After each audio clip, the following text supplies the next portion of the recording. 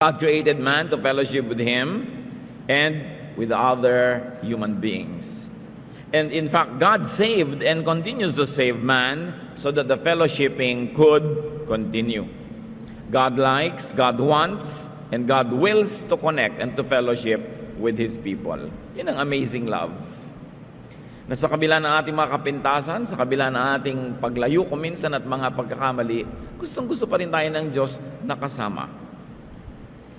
Ang kanyang simula sa atin, nilikha tayo para makasama. Kaya nga ang Panginoon noon ay naglalakad sa halamanan ng Eden at nakikisalamuha, nakikipagmabutihan, nakikiisa at nakikisangkot sa buhay ng mga taong kanyang nilikha. At noong ang tao ay nagkasala, ay gumawa pa ang Diyos ng paraan na mapabalik sa kanya ang tao at ang plano niya hanggang kahuli-hulihan, pagsasama pa rin. 1 Thessalonians 4:17, after that, we who are still alive and are left will be caught up together with them in the clouds to meet the Lord in the air, and so we will be with the Lord forever. Tinutukoy dito ang mga panahon na ang taong nilikha ng Diyos ay lahat ay uuwi at babalik na sa Kanya at makakasama yung lumikha habang panahon. God's love allows us to live, and not only live, but to live one distinct life. Wala siyang ginawang taong magkamukha kahit pakambal.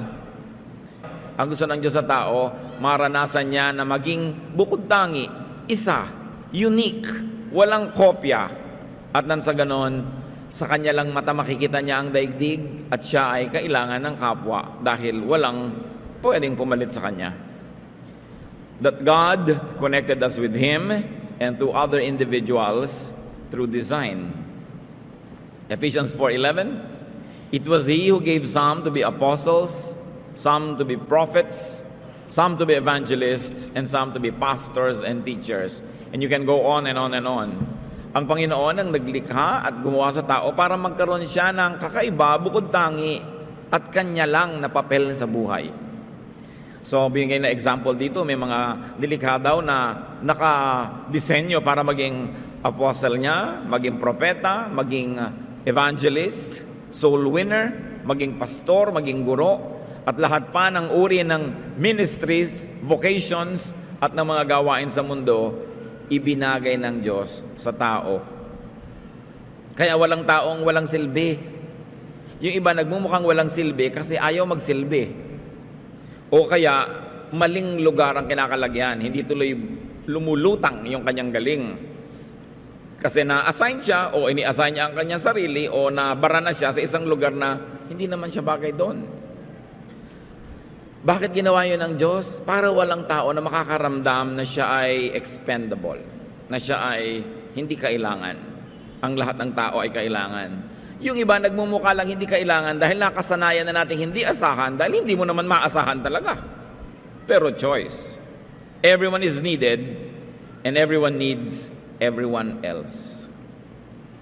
Kailan kaya natin yan lubos na mauunawa na ang nangyayari sa ating kapwa ay nangyayari din sa atin? Kaya maganda nga yung salitang kapwa-tao. Pareho kayo, siya at ikaw, pareho rin. Pero individually may pagkakaiba para mayroong karing halaga na ikaw lang ang may dala at may bit-bit nun. Kaya kailangan ka ng iyong kapwa. Psalm 139:14, I praise you because I am fearfully and wonderfully made. Your works are wonderful. I know that full well. Yung namimintas sa sarili at namimintas ng kapwa, ibig sabihin hindi niya dinidibdib ang kahulugan na ang bawat tao ay buong kahiwagaan, kapangyarihan at kaluwalhatiang nilikha. Na ang bawat tao ay wonderful. Bakit? Diyos kasi ang gumawa and the works of God are wonderful. Marahil maaari nating sobrang tinititigan lang yung kakulangan ng kapwa, hindi natin nakikita yung mga bagay na talagang tamang-tama siya. Hinahanap natin sa kanya yung wala sa kanya, pinagagawa natin yung hindi naman siya gifted to do, nagmumukha tuloy siyang walang kwenta. But sabi, I am fearfully and wonderfully made. It means I fit.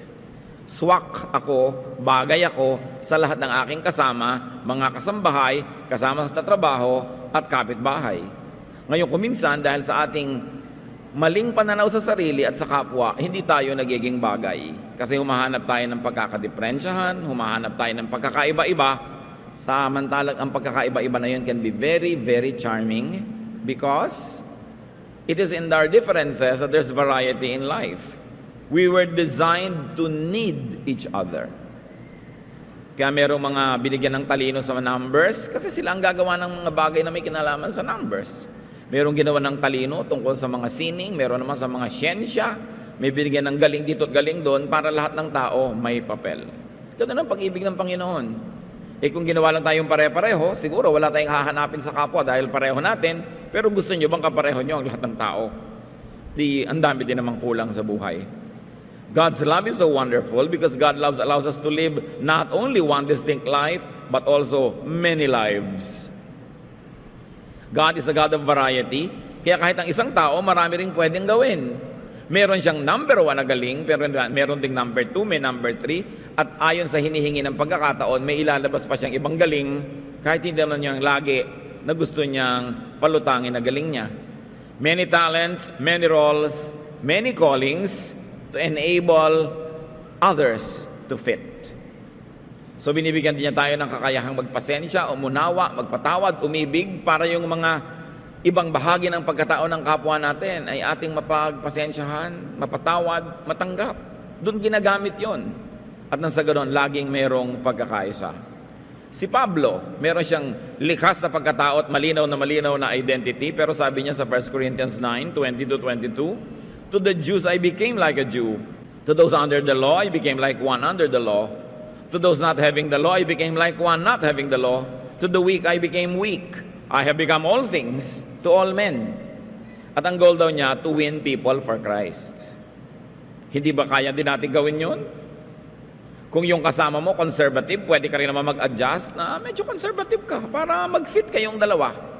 Maakay mo siya, mamahal mo siya, mahalin ka rin niya, madala mo siya sa Panginoon. Sa mga taong masisiglat, mabibilis, pwede ka rin bumilis-bilis para hindi ka maiwan. Sa mga taong medyo mabagal-bagal, pwede ka rin mag-adjust para hindi ka laging naiinis at naiiwan sila. Marami tayong pwedeng gawin. Kuminsan, hindi lang tayo nagkakasundo-sundo, hindi tayo nagkakasama-sama, hindi tayo nagkakaisa-isa, kasi binubuo natin sa loob na hindi makipagkasundo, hindi makipag-isa at maging iba. Kasi pwede tayong mag-adjust. We are fearfully and wonderfully made. Pati nga human body, may mga tao na nga na nabundol, nahulog sa tulay, nahulog sa ilog, nag-shoot pa doon sa kaila-ilaliman, nabuhay pa. Kasi ang katawan ng tao, ang dami din niyang kakayahan para mabuhay. Kung minsan, sabi nga isang bulate na lang hindi pumipirma, pero buhay ka pa rin dahil talagang ayaw pumirma ng isang bulate. So buhay ka pa. Ang haba-haba ng extension ng buhay, ang daming pwedeng gawin, ang daming pwedeng magawa, matanggap. Kung hindi nyo matanggap-tanggap ang kaisa-isa nyo halimbawang biyanan, hindi nyo lang ginagamit yung kakayahan nyo na tumanggap, magmahal at mag-accommodate. Choice nyo lang yon. Nagmamatigas din kayo ng ulo. Diba? Kung gusto ba naman gumigising ng biyanan nyo ng 3 a.m., kayang-kaya nyo sabayan. Diba? Matulog na lang uli kayo kung gusto nyo. Pero kung talagang ayaw ninyo, kahit na 8 a.m. siya gigising, gusto nyo pa rin 10 o'clock kayo, hindi pa rin kayo magkakasabay. Every willing heart will find a reason to do the good thing. Every unwilling heart will find an excuse not to do it. So it's only a choice. Meron kayong kapatid, kung minsan dalawa lang kayong magkapatid, hindi pa kayo magkasundo. Kasi nagpapasya kayong hindi magkasundo.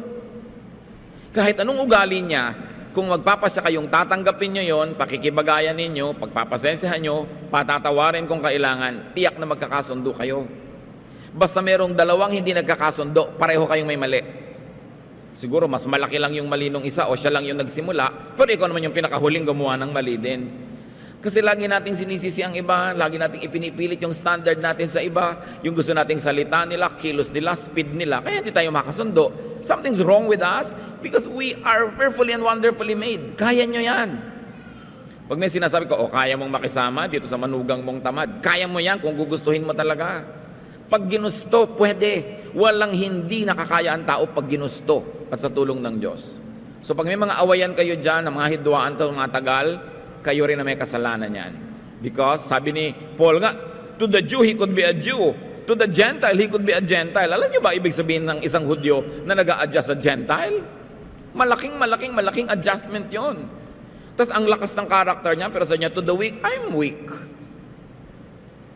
Yung ayaw kumain ng balot, kahit gusto-gusto ko, hindi nila ko kumakain. Pagkakasabay siya, kasi nahihilo siya pag nakikita niya kinakain ko yung ulo ng bibe. Diba? Pwede naman ako mag-adjust. Pwede ko namang i-adjust yung volume ng tugtog Hindi naman pwede namang hindi ko wasakin yung tenga ng kapitbahay ko. Pero nag-aaway kami kasi pinipilitin ko lakasan. Ipinipilit kasi natin yung sarili natin. Gamitin natin yung lakas at kapangyarihang ibinigay ng Diyos sa tao to accommodate, to fit in, and to let others fit in. Kuminsan, grupo kayo para kayong mafia. Merong bago sa opisina, hindi na makasali-sali kasi ayaw niyong pasalihin. Pinupwera niyo talaga, choice niyo yun. But you can choose to be nice. And what's important about God's love, pinag-uusapan natin ito para yung love natin sa kapwa, maging tulad ng God's love. God's love accepted the fallen us. The fallen Adam and Eve, the fallen Cain, were still loved. In fact, we're loved all the more by God. Yun ang amazing. God is so gracious. Sabi ng God, the moment that you eat this forbidden fruit, you will die. Kinain. Pagkatapos, nagtakip sila ng mga damo-damo sa katawan nila dahil sabi ng Panginoon, bakit kayo ganyan namang itsura nyo, nagtatago kayo at may mga suot-suot kayong miserabling dahon-dahon? Kasi po na-realize naming hubad kami. Alam niyo yung ginawa ng Panginoon? Hindi naman niya pinatay yung dalawa Genesis 3:21, the Lord God made garments of skin for Adam and his wife and clothed them. Di ba amazing love? Kung tayo sinabi natin, pag hindi mo ginawa yan, ayoko na sa'yo, tao lang kasi tayo at pinipilit natin maging tao lang, imbes maging katulad ng Diyos, pag na-disappoint tayo, papangatawanan natin, sige, ayoko na sa'yo, nagkakahiwalay tuloy. Pero nung yung tao, bumagsak, nagkamali, anong ginawa ng Panginoon? Iginawa pa ng damit. Hubad pala kayo, nalaman nyo ng hubad kayo, halik kayo, igagawa ko kayo ng designer leather clothes to cover their nakedness. That's amazing love. Si Cain, first murder in the Bible. Pinatay ang kapatid. You'd think God would destroy him and pulverize him. Genesis 4:15. Then the Lord put a mark on Cain so that no one who found him would kill him. Tinatakan pa ng Panginoon si Cain sa kanyang noo para kung makita ng mga taong nais ipaghiganti yung kamatayan ng kapatid, igalang, huwag galawin. Amazing love. Hindi lang basta love. Protection, not condemnation. Parang yung sinasabi sa batas ng Israel, ang babaeng nangangalo niya, batuhin hanggang mamatay. Nung iniharap kay Jesus, sabi ni Lord, kung sino yung walang kasalanan, mauna na, ipinrotect din. That's amazing. And if you don't agree with that, bring your case to God. God talaga yung gumawa ng damit. God talaga yung nagpatawad. God yung naglagay ng mark. If you're uncomfortable with that, then have a talk with God about it. But me, I'm amazed with God's love. And I thank Him for His love kasi it could be me. Gusto niya siguro, patayin si Adan at si Eva, patayin si Cain. Kung kayo yung si Adan at si Eva, gusto niyo patayin kayo? Kung kayo si Cain, na pinagdiliman ng isip, nagkamali, mali na kung mali, pero nung nalaman nyo ng mali kayo, anong gusto nyo? Di ba patawad? Pagtanggap na walang patakaran. Alam nyo, kumisan tayo, tao, relihiyon, lipunan, mas mahigpit pa sa Diyos. Kaya hindi magkasundo-sundo. Ang buong sangkatauhan, sobra ng pagsuway sa Diyos, dapat nang lipulin ng mundo. Anong ginawa ng Diyos? Romans 5:8. But God demonstrates His own love for us in this. While we were yet sinners, Christ died for us. Siguro pwede kang mamatay para sa isang mabuting tao, pero pwede ka bang mamatay bilang sakripisyo para sa isang makasalan at masamang tao? Yun ang ginawa ni Jesus. Yun ang ipinagawa ng Diyos Ama sa Kanya. Amazing love. Hindi basta love the way we know it. Na I love you if you love me. I love you if you give me your money. I love you if you give me your time. I love you if you are faithful. I love you if you are kind and good and nice and thoughtful. Yung love na may kondisyon, yun ang love ng fallen man. But the love of God is unconditional. God loves people even in their fallen state. Kaya amazing. It's unconditional. It's a love in spite of, not because of. Don't let religious propaganda and blackmail deceive you into mistaking God as unkind and unloving. Siyempre, gustong-gusto naman ng maraming relihiyon, takutin ng tao na galit ang Diyos sa'yo. Galit na galit ang Diyos sa'yo, kaya mag-donate ka na mag-donate para mawala ang galit niya. Mga pang-blackmail. Ang Diyos ay napakabuti. Napakabait. God made man in His own image. But often, fallen man makes God in His image. Totoo, we were made by God in His image. Pero maraming tao, they make God in their fallen image. So kung magagalitin sila, pinapresent nila ang magagalitin ng Diyos. Kung gusto nilang maghiganti, hahanap sila ng justification from God. Kung gusto nilang manikis, kung gusto nilang maging masungit, hahanap sila ng excuse na mukhang sa Diyos nang gagaling yun. Kasi ang tao, gumagawa din siya ng imahe ng Diyos ayon sa imahe ng tao. Kaya makikita nyo ang mga iba't ibang lipunan, iba't ibang kabihasnan, yung mga Diyos nila na sinasamba, actually is a reflection of their own values, reflection of their own warlike character, kung warlike sila. Kaya kung yung mga lipunan ay mapagtanim, ang mga Diyos nila, mga Diyos na mga fertility. Kung sila yung mga mahilig sa dagat, mga mangingisda o mga marino, ang mga Diyos nila, yung mga Diyos ng tubig. Kasi gumagawa sila ng imahe ng Diyos sa sang-ayon sa kanila mismong sariling imahen. Baligtad! We should make our image in the image of God, not God in our image. Because sometimes we project our own beliefs, we project our own moods and our own sentiments on God and make God say what we like to say so that we could be justified. Baligtad yun. Dapat yung tunay na image ng Diyos ang lumulutang. God loves and saves us from ourselves through laws and limitations and consequences. Ang pinakamalaking panganib sa ating kaluluwa ay hindi nagmumula kay Satanas. Hindi nagmumula sa iba, nagmumula sa ating sarili, sa ating kalooban. Kaya ang ginawa ng Diyos to protect us from our own selves, from our self-destructive ways, nagbigay siya ng mga batas, mga hangganan, mga takda, at mga bunga ng mga paglapastangan at paglabag dito. Naglalagay ang Panginoon ng proteksyon. Halimbawa, si Paul, ang galing-galing, edukado, magandang lahi ang pinanggalingan, maraming alam, very successful sa ministry, very financially independent from many people.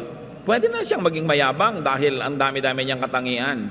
Pero ang sabi niya sa 2 Corinthians 12:7, to keep me from becoming conceited, because of these surpassingly great revelations, there was given to me a thorn in my flesh to torment me. Hindi sinabi kung ano, pero sabi niya, para iiwas ako ng Diyos na maging mayabang, binigyan ako ng isang napakahirap na kalagayan na lagi na lang nagpapahirap ng buhay ko. Sabi niya, ilang beses ko idinalangin sa Diyos sa tanggalin ito, pero di niya tinanggal, so tatanggapin ko na lang. Marunong ang Diyos. Bakit hinayaan ng Diyos halimbawang matadtad ka ng peklat? Baka naman kung ang kinis ng balat mo, ipaghampasan mo yung mga legs mo sa lahat ng sulok ng Metro Manila. No? Bakit halimbawa binigyan kanya ng parang physical limitation? Baka kung sobra kang naging maganda, yumabang ka, umapariwara ka tuloy. Mabuti na yung walang natutukso sa'yo. Di ba? Hindi ka napapariwara. Kesa sa pinaghahangaran ka ng lahat ng lasik na dumadaan, napapahamak ka. Meron tayong mga limitasyon na inirereklamo natin sa Diyos. Bakit ako ganito? Bakit ako ganon? Hindi niyo yata ako mahal. Bakit niyo ako ginawang ganito? Mahal ka nga, kaya nilagyan ka limitasyon. At nilinaw sa atin niya ni Paul, para hindi ako yumabang, binigyan ako ng kapintasan o kahinaan. Inililigtas ang ating espiritu sa mas delikadong mga panganib pa. People with great gifts and talents and powers have built-in fuses, weaknesses, and it becomes their protection. Di ba ang bahay kaya may fuse? Di ba ang bahay kaya may circuit breaker? Mga building, pag merong maling lakas ng kuryenteng pumasok at baka masunog ang bahay mo, magtitrip yung fuse. Hindi niya papadaanin yung kuryente. Yung iba naman, para padaanin yung kuryente, lalagyan ng direktang kawad. Kaya nga nagtitrip yun para huwag pumasok yung kuryente dahil delikado. Ganon din tayo mga tao. May mga fuse. Meron lang na hanggang doon lang ang kaya mo. Kaya talagang pag sinaabuso mo na yung sarili mo, sobra ka nang aantukin, baka mapasandal ka lang, tulog ka na. Kasi magtitrip ka na eh. Low bat ka na, kailangan ka na mag-recharge. Nilikhaan ng Diyos may ganun mga limitasyon. Kaya huwag tayo lagi nagagalit na may mga limitasyon tayo, nagdaramdam, at ayaw nating tanggapin yon. Sabi ni Paul, sa ikabubuti ko rin yon, dahil mahal ako ng Diyos. May limitasyon. Kaya pag sabing, bawal dito, huwag kang pumunta dito. No parking here. Park at your own risk. May mga nalalaglag na mga bato, magpa-park ka doon, risky, kaya may bawal. Huwag kang mag-park doon, para sa kabutihan mo. Dapat ang tao masunurin sa ganyang mga limitasyon kasi mapapahamak siya o ang kanyang kapwa pag hindi niya yung ginalang. God's love accompanies us everywhere, all the time. Proverbs 15:3, the eyes of the Lord are everywhere, keeping watch on the wicked and the good. Yung keeping watch, hindi ito para mahalin niya yung good at paluin niya yung bad. Walang sinabing ganon. Interpretasyon na lang yan ng mga tao. Kapwa niya binabantayan ang mabuti at masama. Pareho. The Lord sends rain both on the just and the unjust. The sun shines on both the good and the bad. People always want to punish the fallen and the imperfect, but God's amazing love does not do that. Minamahal niya kahit yung fallen. Tayo, pagka medyo nagkasala, nagkasala naman siya Meron pa akong kausap, yung pumpinsan ko, namatay na, lung cancer. Kasi naman, sigarilyo siya ng sigarilyo. May kasama na agad na blame, Kasi tayo, pagka merong pinayuhan at hindi nakinig, we feel we are entitled not to help anymore kasi hindi tayo sinunod. Hindi siya sumunod di bahala siya. Actually, excuse lang natin yon kasi talaga ayaw nating tumulong. Kasi sinusunod ka at hindi, matigas ang ulo niya at hindi, kung gusto mong tumulong, tulad ng Diyos, tutulong ka pa rin. Kaya isa sa mga pinaka-nagpapamanhid ng kalooban ng tao, yung pagiging sobrang relihiyoso. Yung mga relihiyoso, pagka ang dinadapuan ng mga sakit, ng mga dilubyo, hirap sa buhay, ay yung sa tingin niya makasalanan, sasabihin niya, sinful naman siya Yung parang natutuwa ka pa. At marami talagang relihiyoso, tuwang-tuwang, alam mo, yung mga umaapi sa atin, sa impyerno yung pupunta. Ganyan, tuwang-tuwang, sa impyerno talaga yan, tayo sa langit. Kung talaga makadiyos ka, ipagluluksa mo ang bawat pupunta sa impyerno, kahit masama siya o hindi. But religiosity can numb us, can give us a false sense of righteousness, that we feel that anybody who falls short of our measurement of righteousness deserves hell. And therefore, we gleefully usher them into hell. Yan ang isa sa mga hindi magagandang epekto ng sobrang relihiyon sa tao. Nawawalan siya ng sensitivity sa kapwa, lalo't hindi niya kasekta. Pagka nasunog yung isang buong bayan, alam nyo, nasunog yung buong bayan, pero huminto sa tapat ng bahay ni sister. Tawa mo, hallelujah, hallelujah. Pero yung iba, nasunog kasi iba relihiyon Ganun kaya ang Diyos? Pwede mo bang kulungin ng Diyos sa relihiyon? Yung Diyos universal, your religion, it's a frame, a prism, a glass through which you look at God. Pero hindi mo pwedeng ikulong ang Diyos doon sa pananaw mo na yon.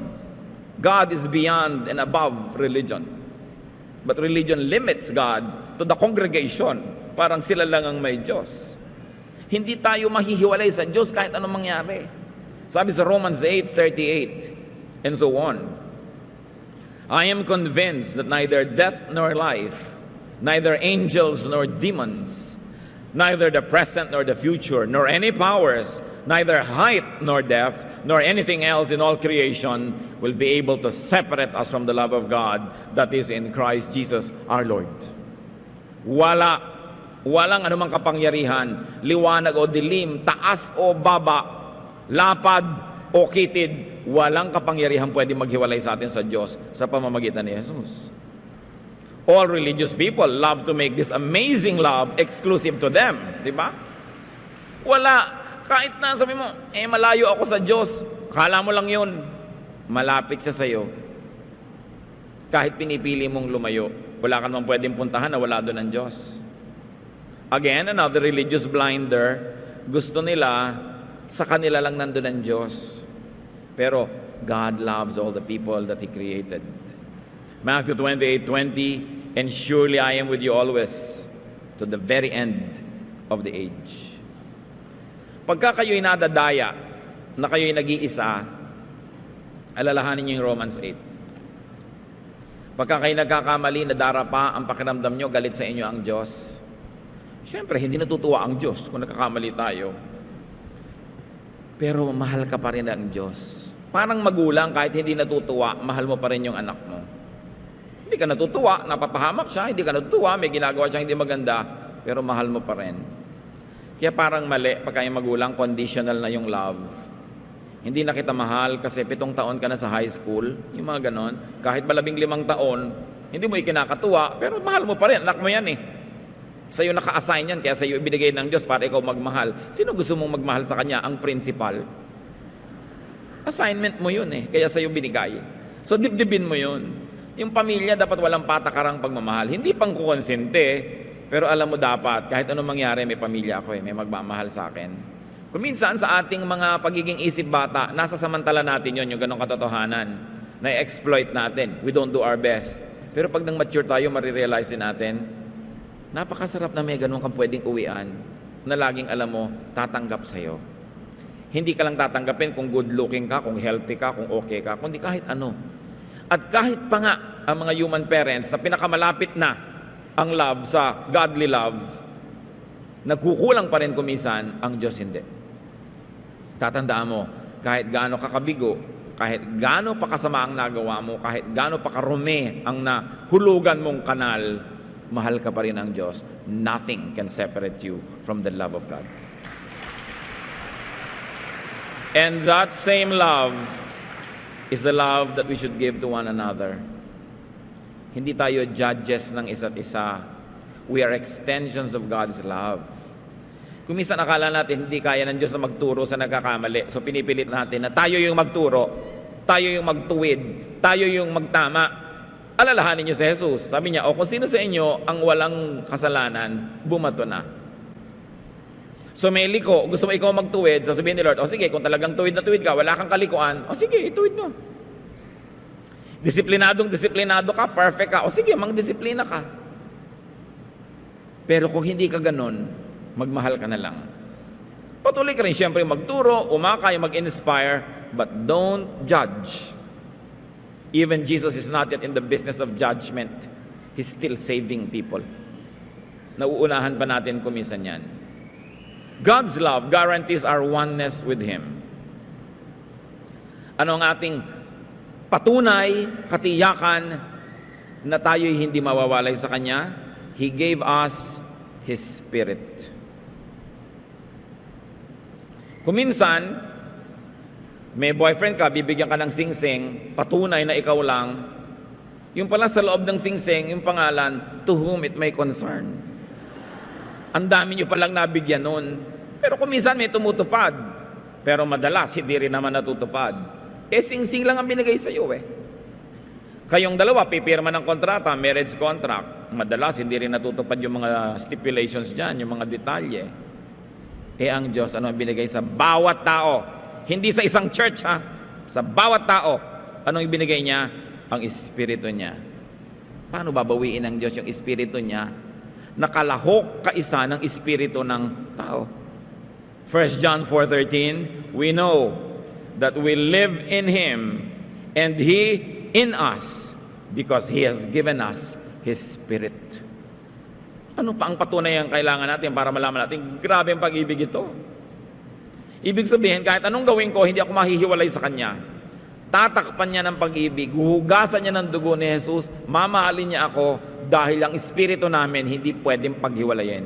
Walang bawian. Sa simula pa lang sa creation, ibinigay na niya yung Espiritu niya sa tao. Pagkatapos, nung ang tao ay nagkamali, ibinigay niya ang kanyang anak. He gave us His Son. Parang renewal ng relationship, renewal ng wedding vow.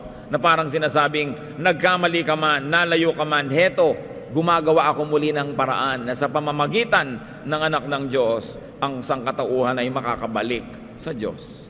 Romans 5:10, for if when we were God's enemies, we were reconciled to Him through the death of His Son, etc., etc.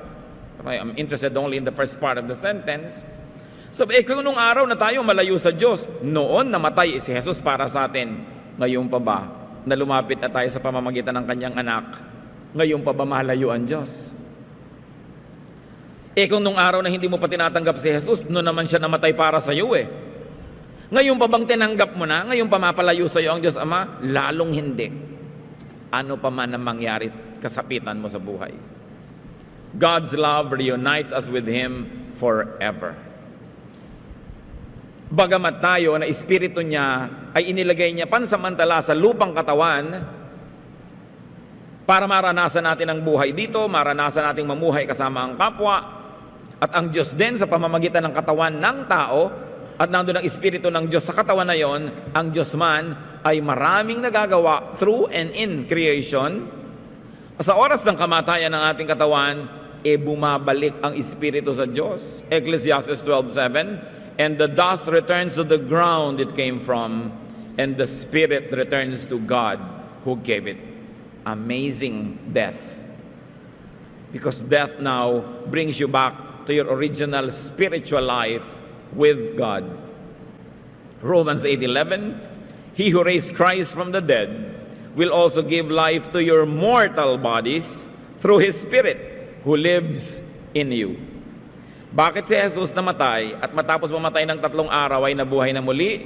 Isang halimbawa ng gagawin ng Diyos sa bawat anak niya. Na mamatay man ang iyong katawan, mare-reconstitute that you will wear a glorified body and that we will be with the Lord forever.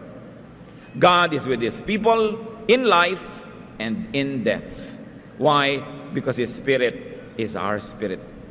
2 Corinthians 5:8, we are confident, I say, and would prefer to be away from the body and at home with the Lord. Iwan ko man yung katawan ko na yan, ang uuwian ko naman ay ang Diyos sa langit, di bali nang iwan ko yung katawan na yan. Bagamat ang mga katuruan ng Christianity ay nagsasabing ang katawan na yan ay muling bubuhayin in a glorified way. At sabi sa Psalm 23 verse 6, surely I will dwell in the house of the Lord forever. Sa Revelations 21, 2-3, na ipinapakita dito yung mga sinasabi ng sumulat na magaganap sa mga huling araw, I saw the holy city coming out of heaven from God, prepared as a bride beautifully dressed for her husband. And I heard a loud voice from the throne saying, now the dwelling of God is with men, and He will live with them. They will be His people, and God Himself will be with them and be their God. Sabi niya, sa darating na panahon na yon, ang kaharian ng Diyos ay bababa na para bagang isang babaeng ikakasal, bihis na bihis, gayak na gayak, walang lukot ang damit, walang dumi, parang isang babaeng ikakasal. Madalas gamitin ng Diyos ang relasyon niya sa church, ang relasyon niya sa kanyang mga anak, ang relasyon niya sa sangkatauhan, na parang relasyon ng isang babae at isang lalaking ikinakasal. Ibig sabihin, sila ay para sa isa't isa, sila ay bagay sa isa't isa, at habang panahon, sila ang magiging magkapareha. Yun ang ginagamit niyang metaphor.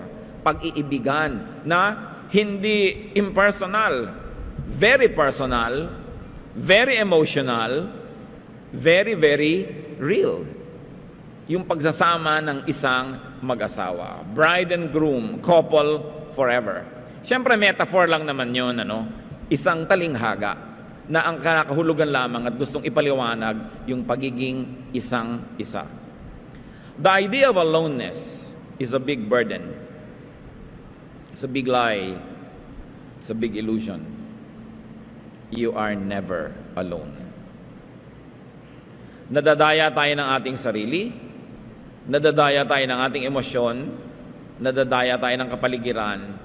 Pag nagsesentimiento tayo at iniisip nating tayo'y nag-iisa, walang karamay, walang kakampi, walang nakakaunawa, walang nakakaalam ng kalagayan natin, it is not true because God's love never leaves us alone.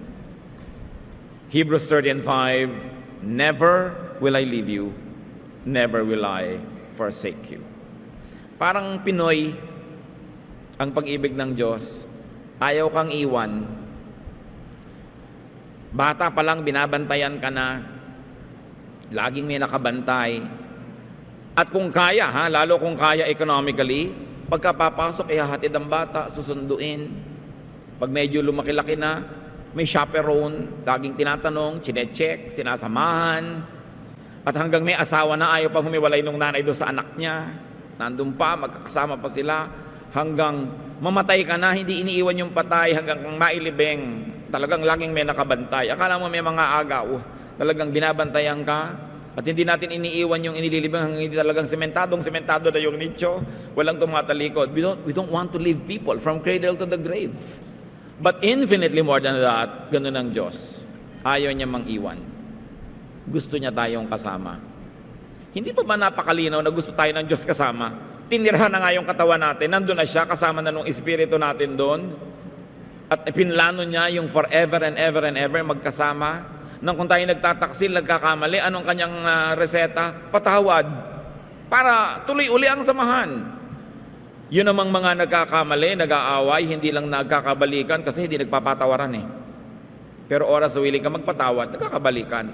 At yun ang modelong binibigay sa atin ng Diyos. Walang hanggan, walang patakarang pagpapatawad. Therefore, tuloy ang fellowship.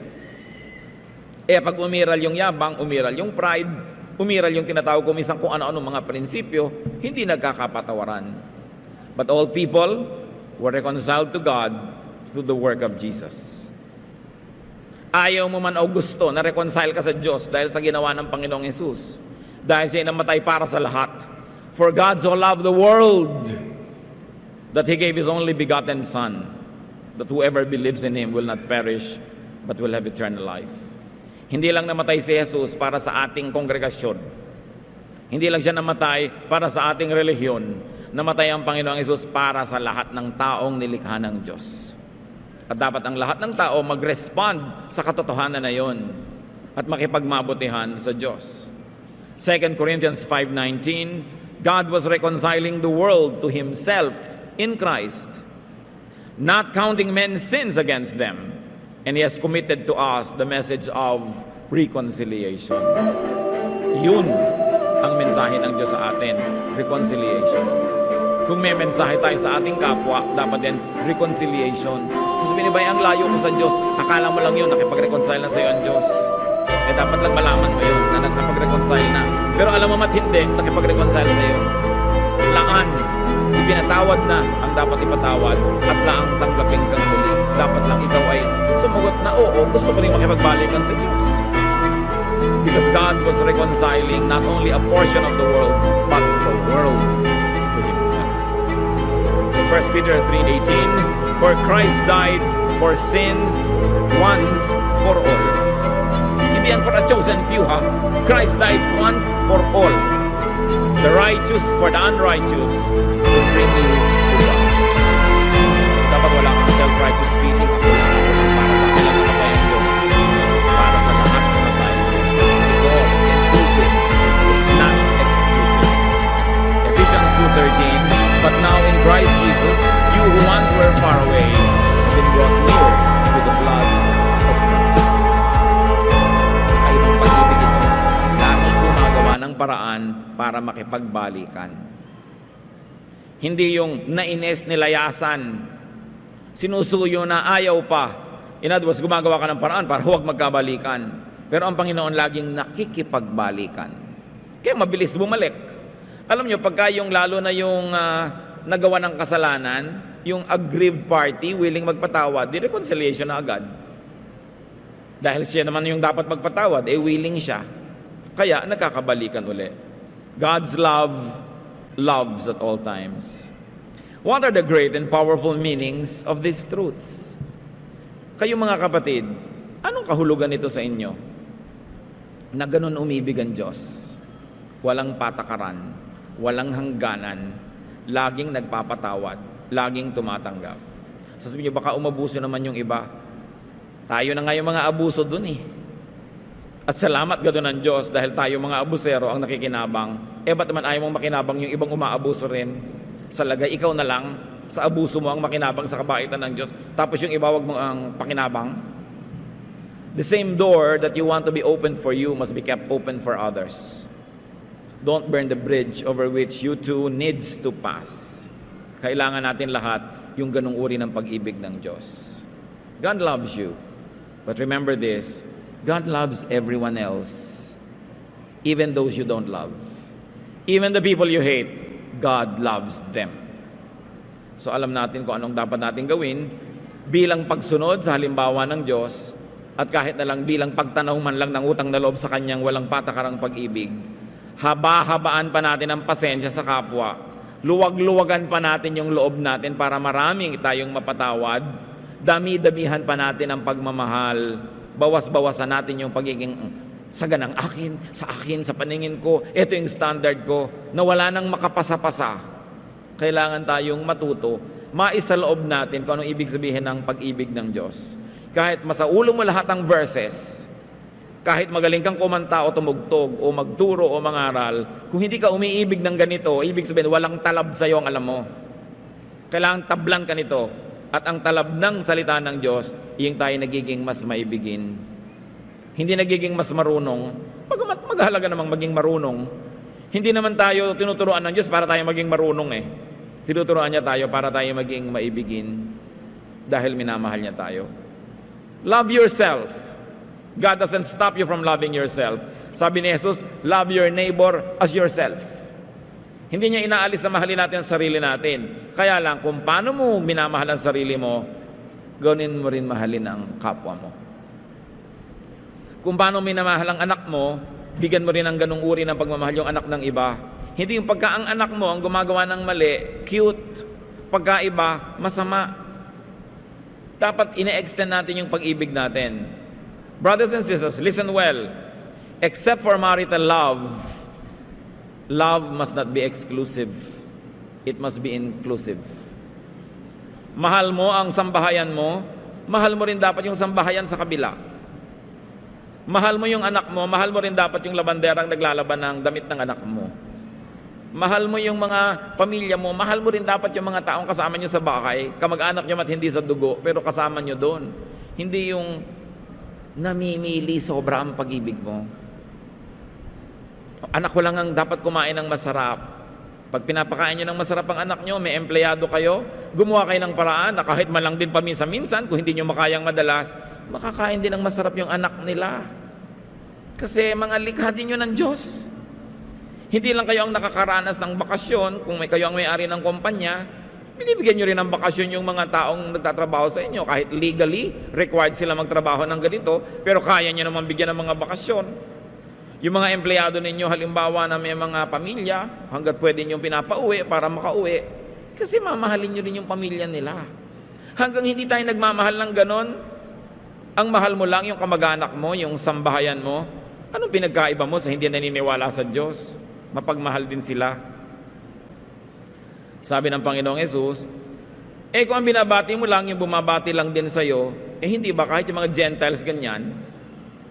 Kung mabait ka lang, doon sa mabait din sa'yo, kahit mga kriminal mabait din sa sarili nilang nanay. Anong pinagkaiba mo?